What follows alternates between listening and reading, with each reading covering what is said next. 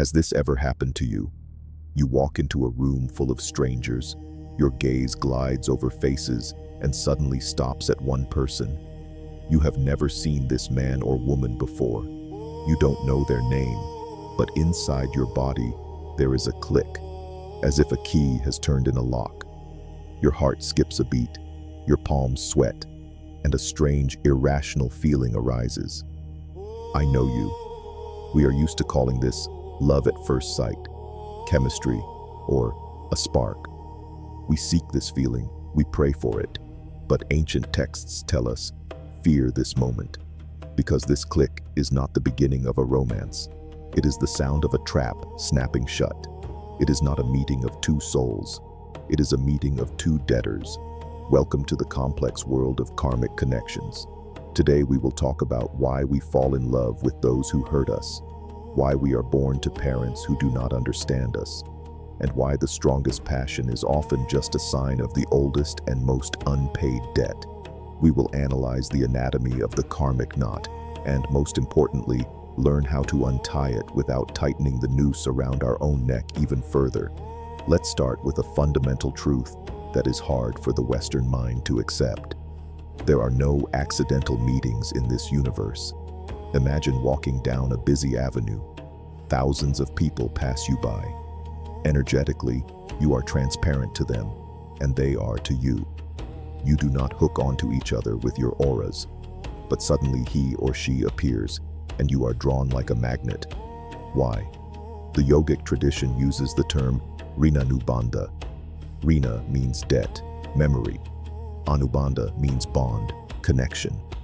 This is physical memory, recorded not in the brain, but at the level of the cellular structure and the subtle body. Sometime, perhaps 500 years ago, or 5 lives ago, something happened between you. It doesn't matter what exactly. Maybe you swore eternal love and died on the same day. Or maybe you were enemies on the battlefield. Or you borrowed money and didn't pay it back. Or you betrayed. Any strong action colored by emotion creates a knot. Emotion is the glue. Hate binds just as tightly as love, perhaps even tighter. And so you die, but the energy does not disappear anywhere. It remains hanging in space like an unfinished equation. And when you meet again, and you will definitely meet, because the law of conservation of energy demands balance, you feel that very click. These are not butterflies in the stomach from happiness. This is your soul vibrating with anxiety, recognizing an old script. Oh, here he is.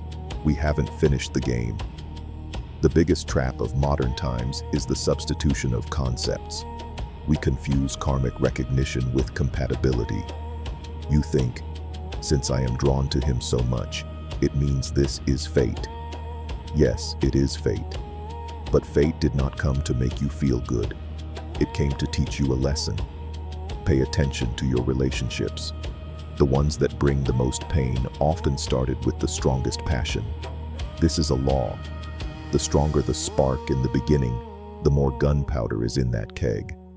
Calm, mature love, based on dharma, duty and respect, usually starts quietly. It burns with the steady flame of a candle. Karmic love flares up like a forest fire, burning everything in its path. Why? Because the subconscious seeks to bring you together as quickly as possible to replay the old record and, ideally, break this record once and for all. But we don't break it. We put it on repeat. Imagine a typical situation. A woman lives with a tyrant husband. He suppresses her. He is cold. He devalues her. She cries, complains to friends, leaves, and returns. Or finds the next one, exactly the same, only with a different name. Why? Because she is trying to solve the problem with external methods. She changes the scenery, but does not change the script. From the perspective of Buddhism, this tyrant husband is not an executioner. He is a postman. He brought you a letter that you wrote to yourself in the past.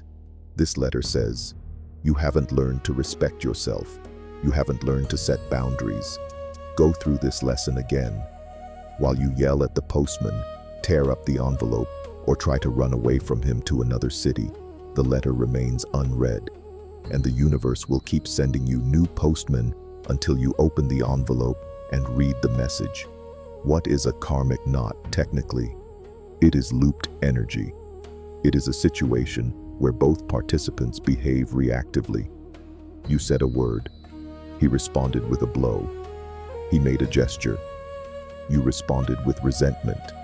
It is ping pong, where the ball is filled with lead. You are not free in your reactions. Next to this person, you become the worst version of yourself. You do things that are not characteristic of you. You lose energy. After meeting him, you feel gutted. This is a sure sign. There is no love here.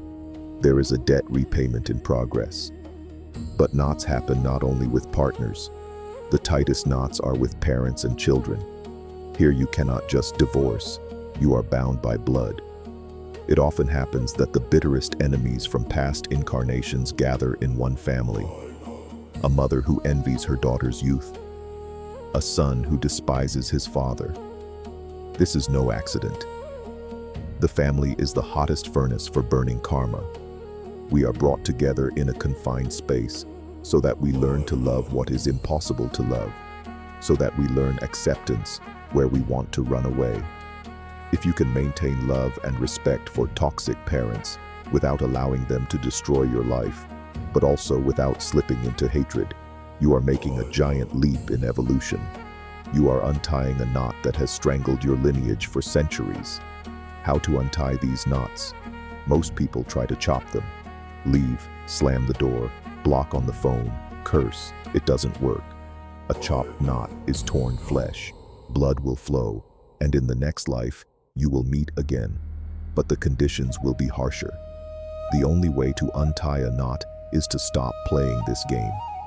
The knot holds on tension from both sides. If one person lets go of the rope, the knot falls apart. To let go of the rope means to exit the emotional reaction. This is called the 0 point.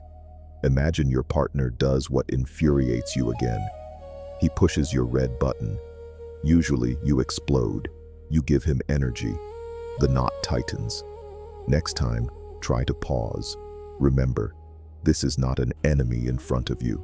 This is a soul that took on the heavy role of playing this villain so that you finally learn patience or self-respect. Look at him as a training machine. You don't get offended at the barbell in the gym for being heavy, do you? You understand that its weight is necessary for the growth of your muscles. Gratitude is the solvent of karma. It sounds like a cliche, but it works like physics. When you sincerely, not in words, but inside your heart, say to this person, "Thank you for the lesson. I understood everything. I no longer hold evil against you." The rope falls from your hands. At this moment, a miracle happens. Either the person changes before your eyes because he no longer needs to play the role of the tormentor, you have learned the lesson, or he quietly and painlessly disappears from your life.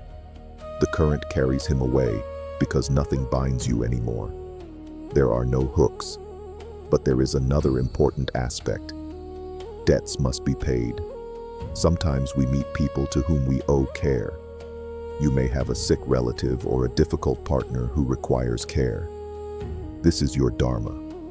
Service. Not from the position of a victim, why me, but from the position of strength.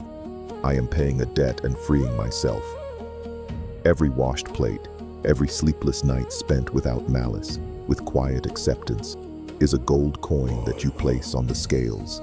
When the scale is full, you will be free. Do not look for perfect relationships. They do not exist on Earth. Earth is a school, not a resort. Look for relationships in which you grow. Look for partners who are your mirror, even if sometimes a crooked one. And remember, the goal of any relationship is not to make you happy. The goal of a relationship is to make you conscious. Happiness is a side effect of consciousness. When you untie your main knots, you will feel it. Silence will come inside.